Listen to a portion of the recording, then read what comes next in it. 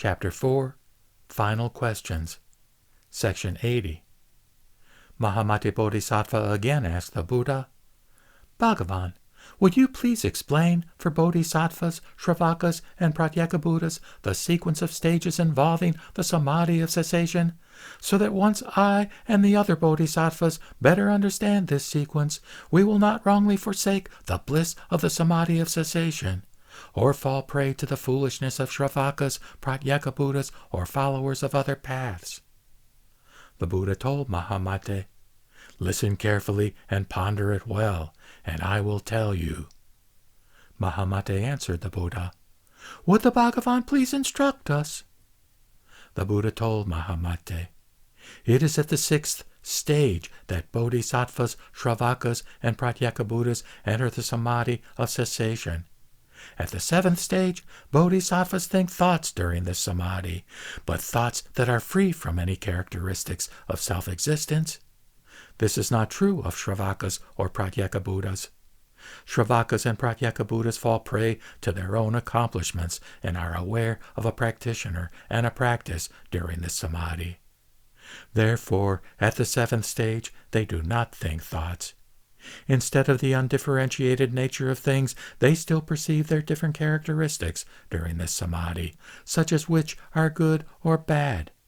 Hence, at the 7th stage, they are unable to think during this Samadhi.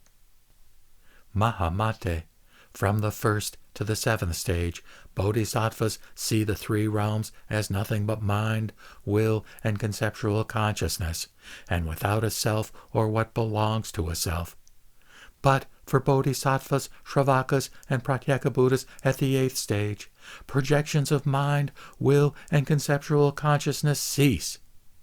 Meanwhile, those fools who cultivate their own projections remain trapped by the myriad characteristics of external entities and see things in terms of the dialectic of subject and object, unaware that these are the result of habit energy from the beginningless past.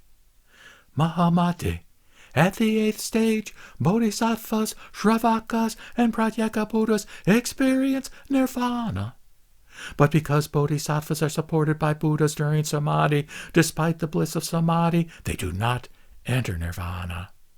Without such support, they would not complete the Tathagata stage, and would give up all that they do for other beings, and would sever their membership in the lineage of Buddhas. Therefore, the Buddhas tell them of the inconceivable and infinite virtues of a Tathagata. Meanwhile, Shravakas and Pratyekabuddhas are seduced by the bliss of Samadhi and create the thought of nirvana. Mahamate, I have distinguished these 7 stages that involve examining characteristics of the mind, the will, and conceptual consciousness, and that involve examining the self and what belongs to a self, and the absence of a self among both persons and things, and that involve examining the individual and shared characteristics of what arises and ceases, and that also involve mastery of the 4 unhindered powers of argument and judgment, Samadhi, the sequence of stages, and the elements of awareness, in order to prevent Bodhisattvas unaware of individual or shared characteristics and unfamiliar with the 7 stages from falling prey to the mistaken doctrines of other paths. This is why I teach a sequence of stages. Mahamate, there is nothing that actually arises or ceases. The sequence of stages and all the phenomena in the 3 realms are nothing but perceptions of one's own mind. But fools are unaware of this, and because they are unaware, I and other Buddhas talk about a sequence of stages and talk about the phenomena of the 3 realms. Moreover, Mahamate, Shravakas and Pratyekabuddhas at the 8th Bodhisattva stage become so intoxicated by the bliss of the Samadhi of cessation, they fail to realize it is nothing but the perception of their own mind. Obstructed by the habit energy of individual and shared characteristics, they fall prey to views of attachment to no self among persons and things, and give rise to conceptions of nirvana, not to an understanding of detachment from dharmas. Mahamate, When bodhisattvas experience the bliss of the samadhi of cessation, because of their earlier vows of compassion to complete the 10 inexhaustible deeds, they do not give rise to conceptions of nirvana. And because conceptions of nirvana do not arise, they transcend projections of grasping and what is grasped, and realize that these are nothing but perceptions of their own mind.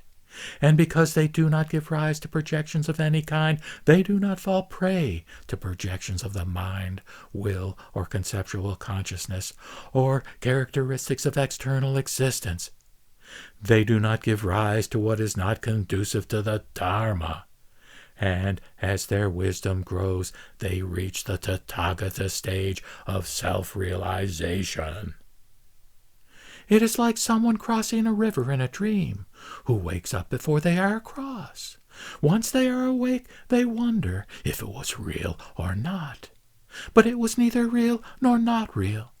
It was only because of the different habit energy of the traces that remained from the sights, sounds, feelings, and thoughts from the beginningless past that different shapes appeared and disappeared in the dream that is the mind, the will, and conceptual consciousness. Mahamate, this is how bodhisattvas at the 8th stage view the arising of projections.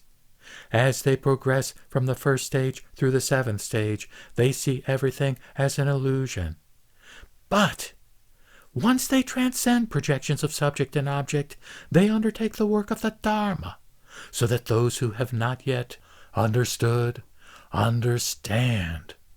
Mahamate, this is the nirvana of bodhisattvas. It does not involve annihilation.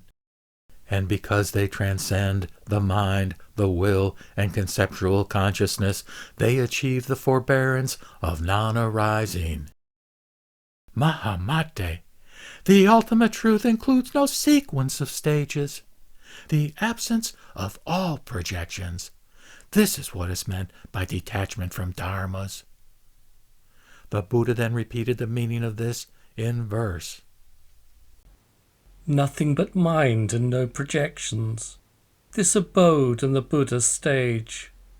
These are what Tathagatas teach, past, present, and those to come. Nothing but mind is the 7th stage.